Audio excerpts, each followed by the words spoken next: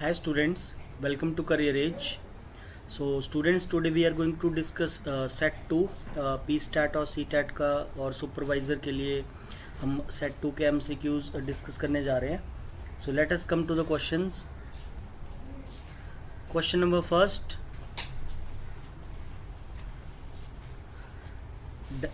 Direction saying students,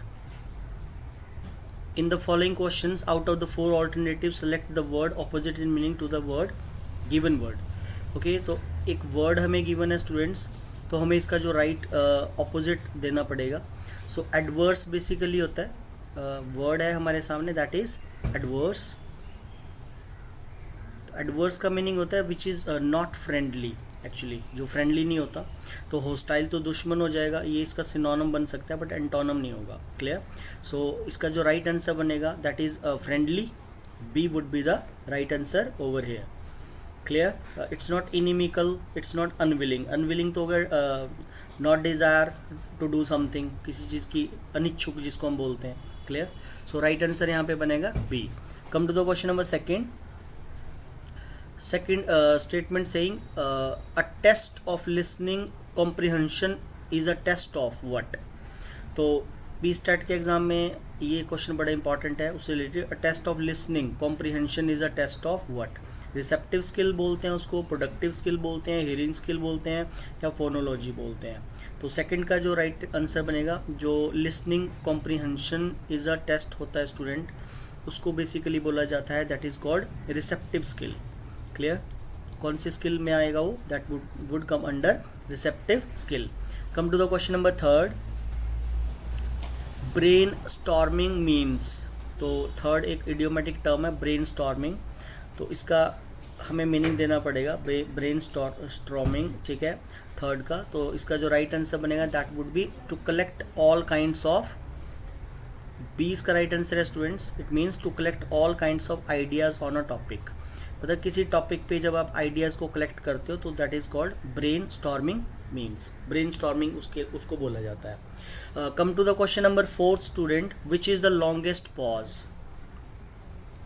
ठीक है, जैसे हम कुछ भी स्पीच करते हैं, बोलते हैं स्टूडेंट्स, तो हम मतलब पॉज मतलब रुकना होता है बेसिकली. जैसे कॉमा भी होता है, हम कॉमा लगाते हैं तो ये भी एक पॉज ही होता है.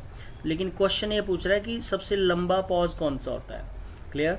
तो फोर्थ का जो राइट आंसर बनेगा, जो पॉज होता है, जो दैट इज़ हाइफन भी नहीं होता, डैश भी नहीं होता, not like this, not hyphen, okay, and not apostrophe. Apostrophe S जो हम लगाते हैं ऐसे कॉमा करके, ये तो पोजीशन बताता है. तो लंबा जो होता है pause that is full stop. So fourth का जो राइट आंसर बनेगा that would be D. Come to the question number fifth. Fifth statement saying if something is the king on the cake, it is king on the cake. तो एक phrasal verb type है king on the cake. तो fifth का right answer हमें बताना है. तो king on the cake का मीनिंग होता है स्टूडेंट्स, ये जो एक टर्म यहाँ पे मैंशनड है. So it is what, a perfect opportunity to have fun and unexpected coincidence and additional benefit to something that is already good. तो राइट आंसर स्टूडेंट इसका बनेगा C, an additional benefit to something that is already good actually. Clear. तो C would be the right answer. Come to the question number sixth. Which one of this is not an example of alliteration. तो ये एक literary device है, जैसे literary devices होती हैं, alliteration होता है, पन होता है, मेटाफोर होता है, सिमिली होता है. तो उससे रिलेटेड बोल रहा है कि एलिट्रेशन इनमें से कौन सा नहीं है. क्लियर. तो कौन सा ऐसा एग्जाम्पल है यहाँ पे गिवन आउट ऑफ 4 कि जो एलिट्रेशन का एग्जाम्पल नहीं बनेगा. तो सिक्स्थ का जो राइट आंसर बनेगा student that would be A. Okay, तो ए इसका राइट आंसर होगा सिक्स्थ का. क्लियर. तो A would be the right answer. It's men ring bells.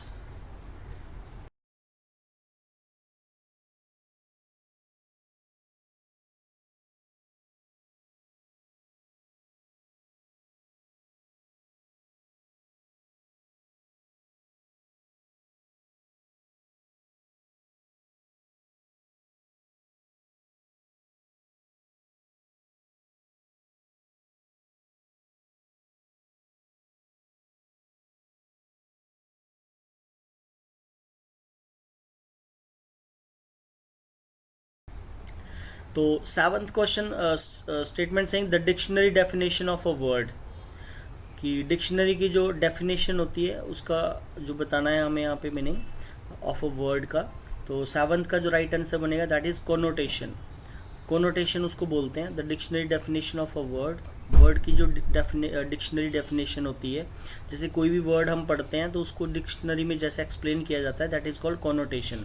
It's not figure of speech, वो लिटरेचर में आता है, लिटरेरी टर्म्स को फिगर ऑफ स्पीच बोलते हैं। It's not denotation, not epitaph. Clear? ये नहीं होगा, एपिथेट भी गलत है, डिनोटेशन भी रॉन्ग है। It's the right answer would be connotation. Dictionary definition को कोनोटेशन बोलते हैं। Question number 8 saying the method of teaching English adopted at present in school curriculum is what. Curriculum is functional communicative approach होती है, या function corrective approach होती है, फिगुरेटिव comprehensive approach होती है, फॉर्मेटिव कोरिलेशन अप्रोच होती है। तो क्वेश्चन नंबर 8 का जो राइट आंसर बनेगा the method of teaching English adopted at present in school curriculum is called functional communicative approach. Actually clear, उसको बोलते हैं स्टूडेंट्स फंक्शनल कम्युनिकेटिव अप्रोच। ये इसका राइट आंसर बनेगा। Come to the question number 9th, journey from example to generalisation is what. मतलब example से generalisation की तरफ जो जर्नी होती है उसको क्या बोलते हैं। मतलब ये एक्चुअली इस तरह के क्वेश्चंस आपके पी स्टैट में आते हैं। That is called deductive approach, inductive approach, या इंसिडेंटल, या ऑल द अबव। क्लियर? तो क्वेश्चन नंबर 9th का जो राइट आंसर बनेगा that would B inductive. Basically कि पहले क्या होता है कि स्टूडेंट को एग्जाम्पल दे दो। ओके, जैसे कई टीचर ऐसे होते हैं जो इंडक्टिव मेथड अप्लाई करते हैं कि एग्जाम्पल पहले दे दिया, ठीक है, और फिर जो उस पर जो रूल नियम कानून है वो बाद में बताना। लेकिन कई मोस्टली जो है डिडक्टिव अप्रोच पे स्टूडेंट ऑपोजिट होती है, जिसमें क्या होता है कि पहले आप रूल बताओगे, फिर आप बाद में जो है आप उसमें एग्जाम्पल देते हो। That is called deductive. Clear? तो यहाँ पे एग्जाम्पल टू जनरलाइजेशन बता रहा है, तो B would be the right answer here. Come to the question number 10th, the study of words and their meanings is known as. मतलब शब्दों की जो स्टडी है और उनके मीनिंग्स, उसको क्या बोला जाता है। Study of words and their meanings is known as. So 10th का राइट आंसर बने it's not phonetics, not syntax, not linguistics, ये लैंग्वेज से रिलेट होता है। That is called semantics. Basically semantics would be the right answer. Study of words को semantics बोलते हैं। Clear? Come to the question number 11th question saying which one of the following is not a language component. Language का in out of 4 options में मतलब कौन सा component नहीं है। क्लियर? तो 11th क्वेश्चन का जो राइट आंसर बनेगा ग्रामर लैंग्वेज का पार्ट है, स्पीच लैंग्वेज का पार्ट होता है, साउंड सिस्टम भी लैंग्वेज का पार्ट होता है, ठीक है, कंपोनेंट होता है। और बट जो मैन्युस्क्रिप्ट होता है ये लैंग्वेज कंपोनेंट में नहीं आता बेसिकली। सो डी इसका राइट आंसर बनेगा। Come to the question number 13th का जो राइट आंसर बनेगा 13th का स्टूडेंट राइट आंसर बनेगा that would be a child in class second will initially learn the language in the most effective manner through which one of the given methods.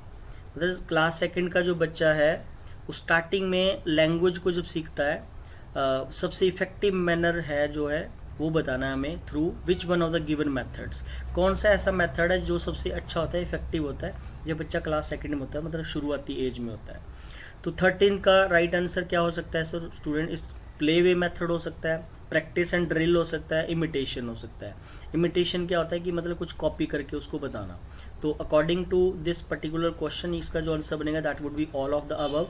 ये सारे ही method है कि play way method के through हम उसको सिखा सकते हैं, प्रैक्टिस एंड ड्रिल के थ्रू दिखा सकते हैं,